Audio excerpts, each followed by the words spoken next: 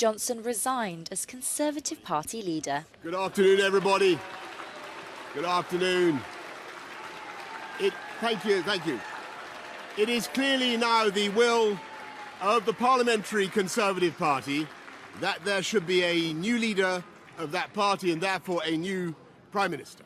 And I've agreed with Sir Graham Brady, the chairman of our backbench MPs, that the process of choosing that new leader should begin now. Boris Johnson will remain as Prime Minister until his successor is appointed, but said that he regrets having to step down.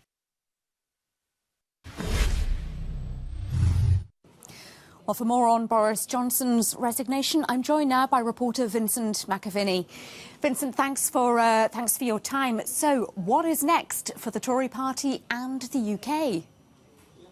Well, it is incredibly unclear at the moment because Boris Johnson's resignation speech outside Downing Street was pretty remarkable. He didn't seem to acknowledge the reasons and the wrongdoing on his own part for why he is now having to supposedly leave Number 10. He talked about the herd mentality of the Conservative Party turning against him.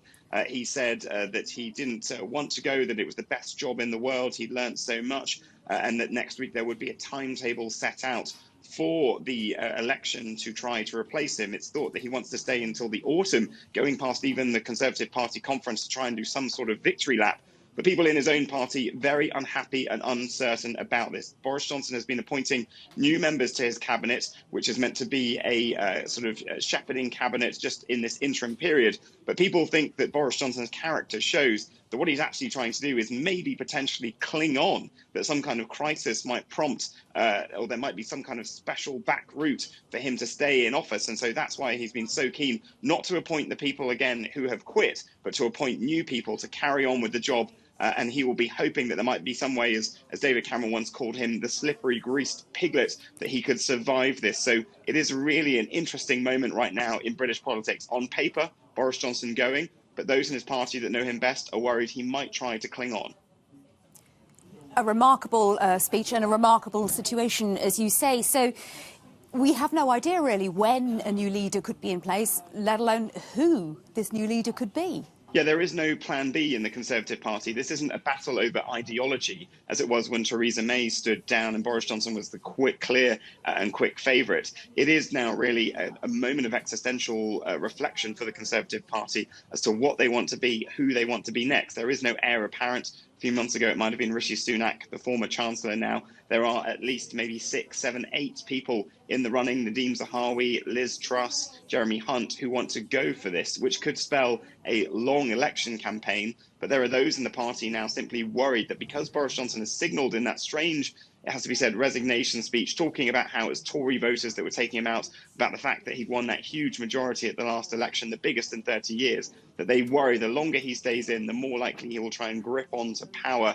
And it's already been a pretty unedifying spectacle, sort of bending the British unwritten constitution to its maximum. So I think we might see the field of candidates narrow down quite quickly and an attempt to have quite a quick election and maybe get the new Prime Minister in place before they have their party conference in September time. The British government is in turmoil this morning. Prime Minister Boris Johnson, a key ally, announces that he is resigning. Johnson faced a rebellion by members of his own party. Senior international correspondent Keir Simmons is in London with this breaking news, happened just moments ago. Hi, Keir. Good morning. Hey, Hoda, good morning to you. And we just witnessed that dramatic moment in this most historic of streets. Boris Johnson walking out of that world-famous door, 10 Downing Street, to announce his resignation. They will have been watching in the White House, and they will be worrying that this ushers in a period of instability here in the UK at such an unstable time for Europe. In his speech, Boris Johnson saying effectively his party has forced him out. Take a listen.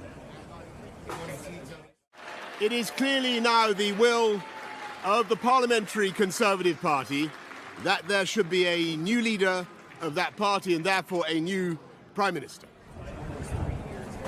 The herd instinct is powerful, he said, and when the herd moves, it moves. There was no contrition, there were no tears, there was no explanation beyond suggesting that he fought to stay because he'd been given such a strong mandate by the British people. Hoda, too, a message to Ukraine. He said, we will continue to back your fight for freedom for as long as it takes. But for President Biden, who is trying to sustain a strong coalition supporting Ukraine and against President Putin, this has to be a setback. Hoda? Yeah, Keir Simmons with that. Breaking news there at 10 Downing Street. Keir, thank you. Hey, thanks for watching our YouTube channel. Find your favorite recipes, celebrity interviews, uplifting stories, shop our favorite deals, and so much more with the Today app. Download it now.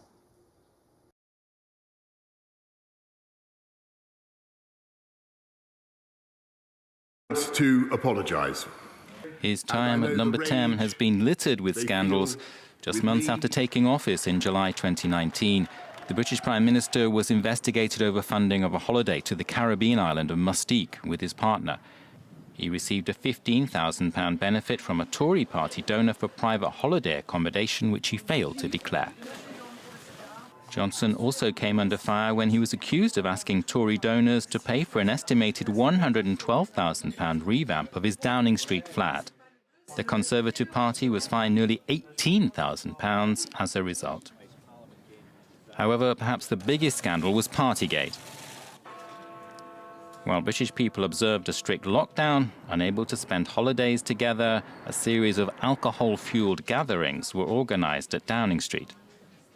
Initially denying all knowledge of it, Johnson then called them work events, before photo evidence proved otherwise.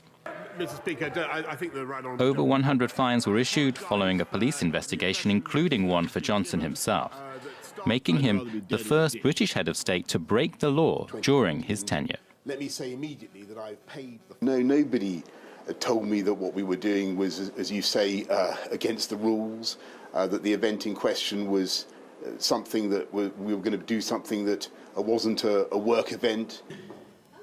Thank you for... In June, he narrowly survived a no-confidence vote where 41% of his party voted against him. No spoiled ballots. Then, weeks later, he faced fresh calls to resign when the Tories lost 2 seats in a by-election. The scandal that dealt the hammer blow, centred on the appointment of an official to his government in February, made even though Johnson was previously told of sexual assault allegations against the appointee. And the reason I have fought so hard in the last few days to continue to deliver that mandate in person was not just because I wanted to do so, but because I felt it was my job, my duty, my obligation to you to continue to do what we promised in 2019. And of course, I'm immensely proud of the achievements of this government, from getting Brexit done to settling our relations with the continent for over half a century, reclaiming the power for this country to make its own laws in Parliament, getting us all through the pandemic, delivering the fastest vaccine rollout in Europe, the fastest exit from lockdown, and in the last few months, leading the West in standing up to Putin's aggression in Ukraine. OK, well, let's take a look at what might happen next in terms of who might replace Boris Johnson as Prime Minister of the UK. Professor Ford, there's a new YouGov poll out in the last hour or so. It's got Ben Wallace, the former Defence Minister, or the Defence Minister, I can't remember if he's in or out of office at the moment, Penny Mordaunt, Rishi Sunak in third place, Liz Truss, Michael Gove, whom now we know he's not in the running. I mean, the list goes on. Priti Patel quite low down the list. Just wondering your thoughts at this stage. I mean, who, for an international audience, people we might know and people might know around the world, who stands out as being really strong potential prime ministerial material?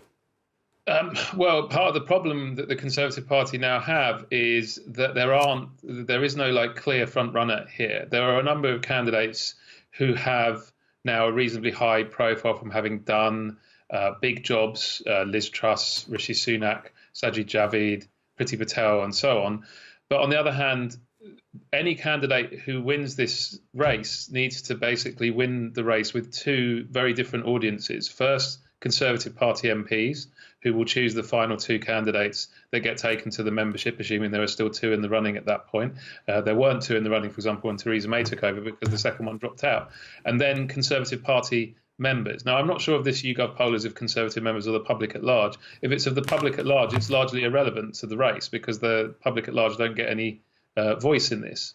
The problem that Conservatives have is there isn't any obvious person who can unite what is now a very big tent, a very broad and fractious party. So it's not clear who they will rally around in Parliament. And then it is not clear either who members will prefer. The membership polls in recent months, and there have been a lot of them because of Johnson's troubles, have shown a great scattering of support across half a dozen or more candidates. So I would argue this is one of the most open and unpredictable leadership contests in living memory. Yeah, indeed. And I should just add that I've looked at the key, and it was, in fact, just Conservative Party members, 716 of them in that poll, which puts Ben Wallace in pole position. Ben Wallace, then. Indeed. But it is, I mean, the gaps are really not great, separating all the various front runners. So, as you say, it's a crowded race to be heading up the Conservative Party. Doug, I mean, we're talking here about Boris Johnson, a man of 58. He's been Prime Minister for 3 years. This is pretty much the end of his political career, isn't it? Yeah, and the end of his political career, if it is in fact that, coming at a relatively young age. You know, in politics these days, many older leaders who are, you know, most prominently Joe Biden, who is 79.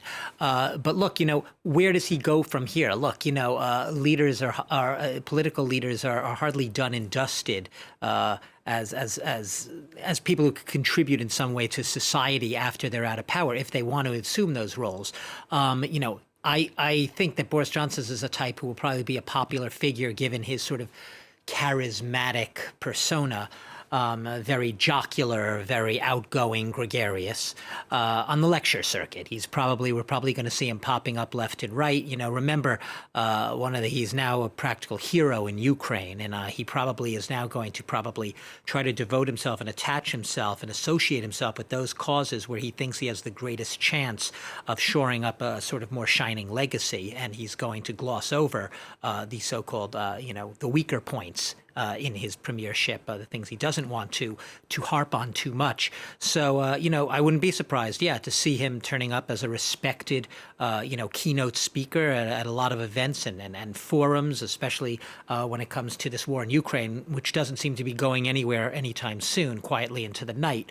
Looking forward on the Brexit issue, it's going to be interesting because, while he would not concede it, the economists are saying that Britain could be tipping into a recession soon, that the post-Brexit damage is really starting only now to really come to the fore and become evident to more and more people to see, including those within the Tory ranks, which is perhaps why he didn't actually talk that much about Brexit in his stepping down speech earlier, focused a lot more on Ukraine in that sense.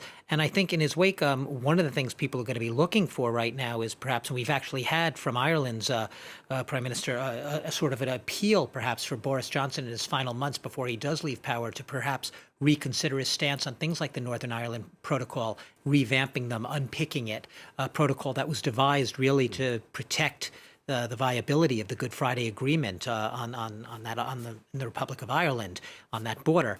So that's going to be very much front and center in the looking beyond Boris Johnson after he actually steps down. We've had Michel Barnier, who was a former Brexit minister here, also saying perhaps that this will open a new chapter in EU-UK relations, hoping as much at least, though others point out that some of the top contenders for the leadership position in the UK are perhaps even tougher when it comes to UK-EU relations than Boris Johnson himself was.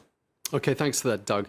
We're going to move on now, but just a quick urgent we're receiving here again from the Daily Mail. The Deputy Prime Minister, Dominic Raab, not going to run to replace Johnson, although many expect him to stand in as a caretaker figure during the transition.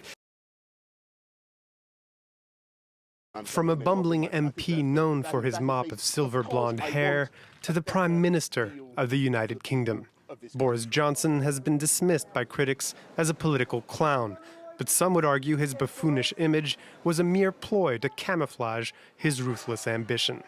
Johnson entered politics in 2001 as MP for the Conservative stronghold of Henley.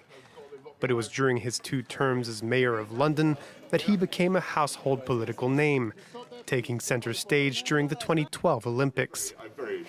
By the end of his tenure, it was clear he was eyeing up bigger things.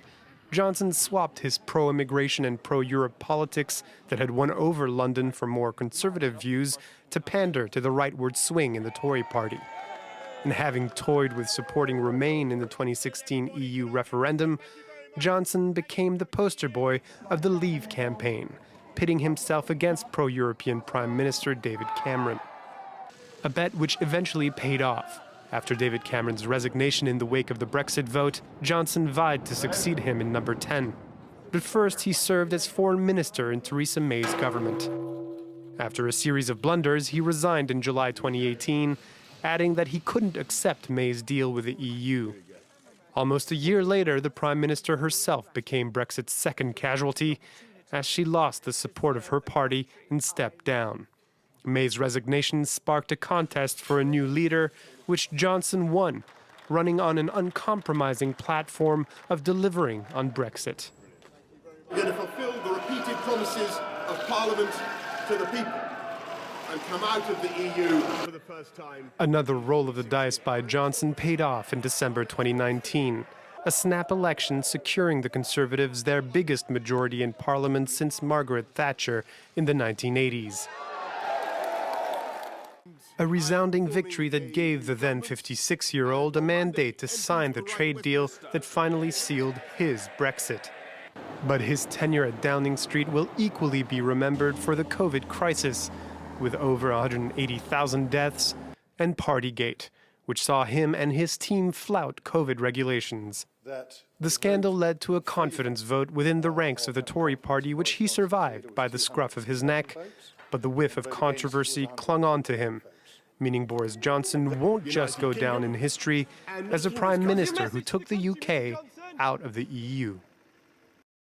Well, let's get more now from France 24's Dave Keating in Brussels. Dave, listening into Johnson's farewell speech, he said that settling relations with the continent was one of his greatest achievements as Prime Minister. I'm wondering how many people in Brussels would agree with that. I think no one in Brussels would agree with that. In fact, that line in that speech was really greeted with laughter here. Nothing is settled, and Boris Johnson has done his best to make it unsettled by tearing up the Brexit divorce treaty, by tabling this legislation that would end the Northern Ireland Protocol. We've had really no official reaction from EU leaders today to Boris Johnson resigning, but there's certainly no love lost for him. The worry, though, is that almost all of the conservative contenders to replace him could end up being even more aggressive toward the EU than Boris Johnson was, because they have political incentives to try to shore up their hardline Brexiteer base. The one conservative contender that I hear people here in Brussels talking about slightly hopefully is Jeremy Hunt. He has been more moderate on these issues. No one would expect a major change. There's a lot of people here in Brussels who are hoping for a general election, for a Labour government to come in, to have a Prime Minister, Keir Starmer, but that too wouldn't mean an immediate end to the tensions between the UK and the EU.